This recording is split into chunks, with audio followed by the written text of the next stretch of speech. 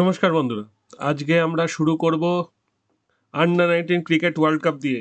গতদিন দুটো ম্যাচ ছিল, south Africa versus West Indies under 19।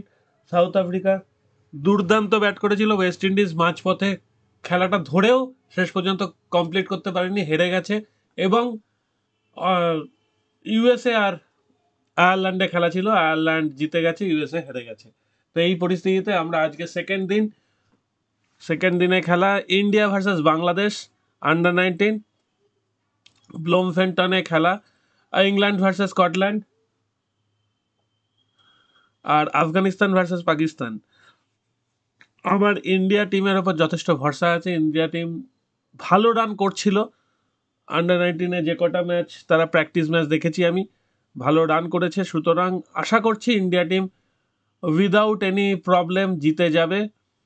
আমি এখন ভিডিওটা শুরু করলাম একটাই কারণে, যদি আমি টসটা দেখতে পাই, কারণ আর 30 মিনিটেরও কম সময় আছে। টস দেখতে পেলে কারা ব্যাট করবে সেই অনুযায়ী আমি একটা প্রেডিকশন বলতে পারবো। তো সেটা এখনও টসটা আমরা দেখতে পাচ্ছি না, আশা করি দেখতে পাবো কিছুক্ষণের মধ্যে। আর আজকে দুটো ম্যাচ আছে। সাউথ আফ্রিকা টি20, দুর্দান্ত খেলা হচ্ছে সাউথ আফ্রিকা টি20। যারা দেখছেন, যদিও আমি বিবিএল মিস করছি, বিবিএল আমি যেহেতু শুরু থেকে দেখিনি, বিবিএল মাঝপথে দেখতে শুরু করলে, মানে বিবিএল একদম শেষ দিকে এখন পৌঁছে গেছে। আজকে বিবিএলে নকআউট, অ্যাডিলেড আর পার্থ স্কচার্সের নকআউট। সুতরাং আমি দুটো টিম সম্বন্ধে, তাদের সমসাময়িক যারা কিভাবে খেলছে তাদের পারফরমেন্স সম্বন্ধে জানি না, সেই জন্য আমি ওটা আর দেখার চেষ্টা করছি না। আমি বরঞ্চ সাউথ আফ্রিকা টি20 লিগটা দেখার চেষ্টা করছি। Durban super giant versus Sunrisers Eastern Cape. Durban মানে ফ্যাব ডুপ্লেসির টিম, আর সানরাইজার্স মানে মার্ক্রামের টিম।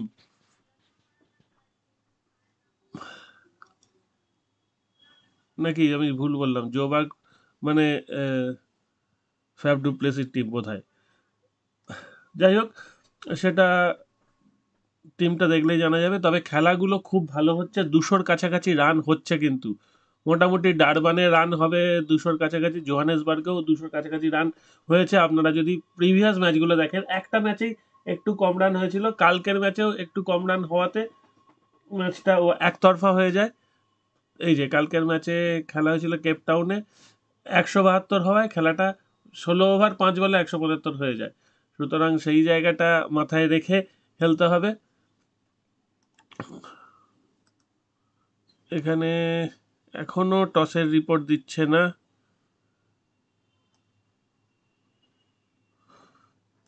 গতকাল দুটো গ্রুপের খেলা হয়েছে।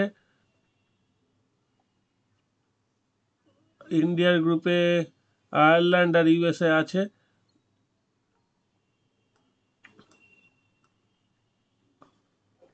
পাকিস্তান আফগানিস্তান হিসাব মতো খেলায় আজকে ইন্ডিয়ার জেতা উচিত, ইংল্যান্ডের জেতা উচিত, আর পাকিস্তানের জেতা উচিত হিসাব মতো।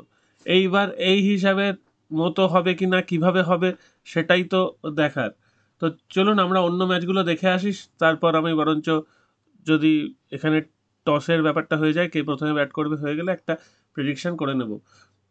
অন্য ম্যাচগুলো বলতে ফুটবল আছে, প্রচুর ফুটবল। ইংল্যান্ড প্রিমিয়ার লিগে আছে Arsenal versus crystal palace. Arsenal যে ফুটবল খেলছে তাতে ক্রিস্টাল প্যালেসের পক্ষে আর্সেনালকে হোম গ্রাউন্ডে আটকানো শক্ত, যদি আটকাতে পারে draw maximum. Brentford versus Nottingham forest, এই ম্যাচে প্রচুর গোল হতে পারে। ব্রেন্টফোর্ড জিততেও পারে, নাও জিততে পারে, নটিংহাম ফরেস্ট ড্র করে দিতে পারে। নটিংহাম ফরেস্ট খুব খারাপ ফুটবল খেলছে না ইদানিংকালে, তো ভালো লাগছে নটিংহাম ফরেস্টের খেলা দেখে, এবং প্রচুর গোল দেওয়ার একটা প্রবণতা দেখা দিচ্ছে ওদের মধ্যে। তো ঠিক আছে, এই দুটো ম্যাচ হলো। আচ্ছা, ইপিএল এই দুটো ম্যাচ আজকে, সেটা তো হবার কথা নয়। একটা তো রাত্রিরের ম্যাচ হয় সাধারণত। না, আজকে দুটো ম্যাচই দিয়েছে। ঠিক আছে, আচ্ছা।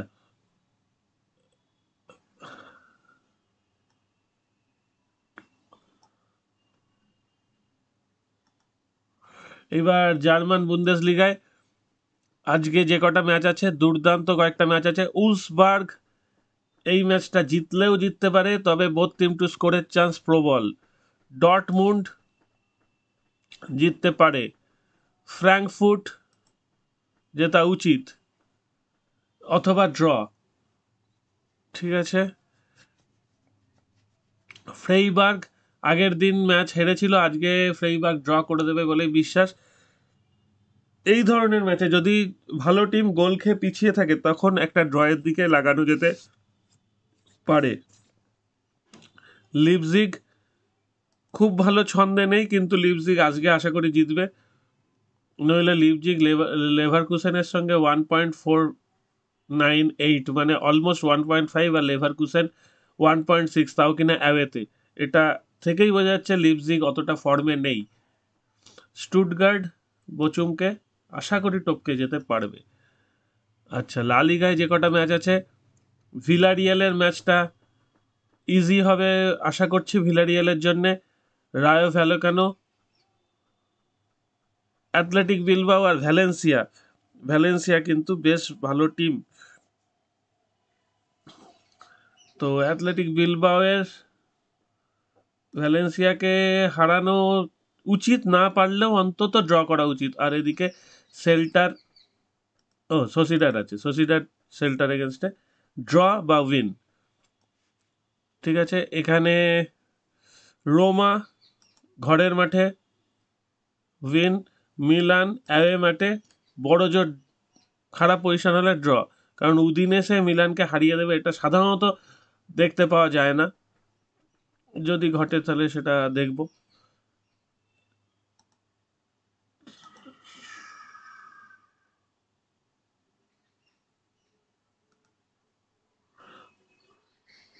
আচ্ছা, শারজায় খেলা শুরু হয়েছে IL T20, Dubai Capitals versus MI Emirates. এই খেলাগুলোতেও প্রচুর বড় বড় প্লেয়াররা খেলছেন। অবশ্য বিপিএলও শুরু হয়েছে, তবে বিপিএল আমি কভার করব না। আমি ওই খেলাগুলো বুঝবো না, কোন পিচে খেলা হয়, কত রান হয়, একদমই বুঝবো না। সুতরাং আমি বিপিএল কোনো ম্যাচ কভার করব না, এটা আগে থেকেই বলে রাখলাম। যেমন বিবিএল আমি কভার করিনি একটা ম্যাচও, তো সেই হিসাবে বলে রাখলাম। এখানে ডিসি অরবিন্দ, আচ্ছা, স্যাম বিলিংস, দুষ্মন চামিরা, রাহুল চোপড়া, বেশ ভালো ভালো খেলা হয়। মার্ক উড, ডেভিড ওয়ার্নার, ভাবুন যথেষ্ট বড় বড় প্লেয়াররা আছে। Sikandar Raza, Dasun Shanaka, Samarawickrama, Joe Root, Rovman Powell. আচ্ছা, এখানে Mohammad Waseem, Andre Fletcher, Akeal Hosein, Trent Boult, Corey Anderson অনেক বয়স হয়ে গেছে এখন, ফাজাল্লা ফারুকি, ডিওয়াইন ব্র্যাভো, দেখে ভালো লাগছে যে এখনও ডিওয়াইন ব্র্যাভো খেলেন, অম্বতী রায়ডু, নিকোলাস পুরান, কিরণ পোলার্ড, কুশল পেরেরা। তাহলে আর কাকে কাকে চাই? তবে কিরণ পোলার্ড আর নিকোলাস পুরান আমার মোস্ট প্রবাবলি মনে হচ্ছে যেন সাউথ আফ্রিকা লিগে খেলছিলেন। তো সাউথ আফ্রিকা লিগ থেকে ওরা কি চলে এসছেন নাকি খেলা শেষের পর আসবেন সেটা ঠিক জানি না। তো দেখা যাক কারা খেলেন না খেলেন। এই তো এইবার বলে দিয়েছে বাংলাদেশ চোজ টু ফিল্ড, তার মানে ইন্ডিয়া এই ম্যাচে 230+ রান করছে আমার মনে হয়। এইটা এখনো বলেনি।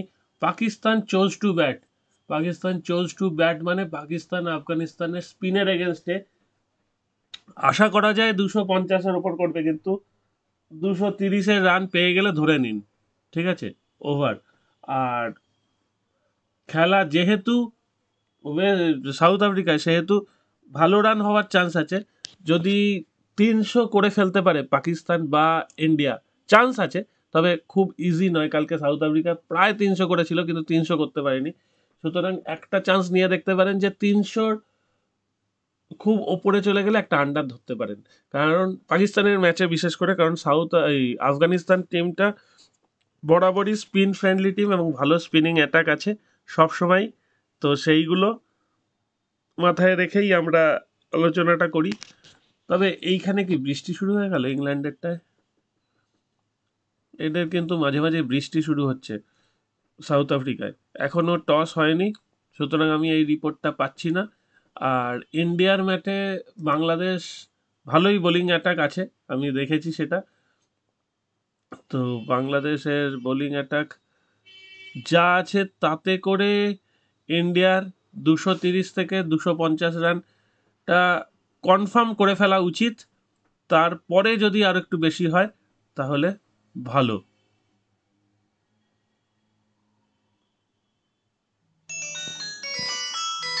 ও সরি, ফোন বেজে উঠলে কিছু করার নেই। এখানে Murugan Abhishek, India seam bowling allrounder Arshin Kulkarni who also opens batting. দেখি আর্শিন কুলকার্নি, হুম,